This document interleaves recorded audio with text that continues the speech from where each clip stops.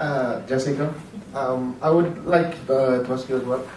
As a huge fan of Fringe, I've always dreamed of an Astrid spin-off.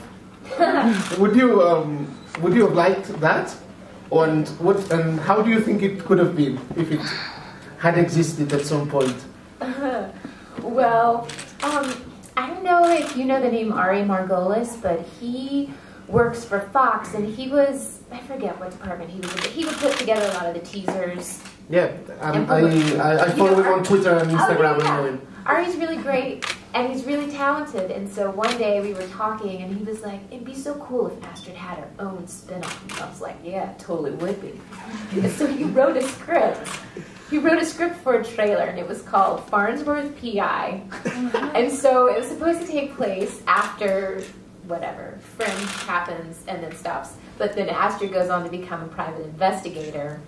And then somehow she's working with Walter, and there's this experiment that goes wrong, and she ends up traveling through time. So it's like Fringe meets Quantum Leap.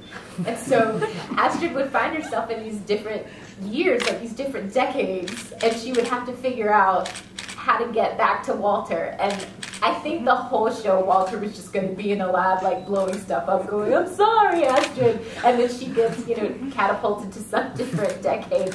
So it was going to be a comedy, obviously.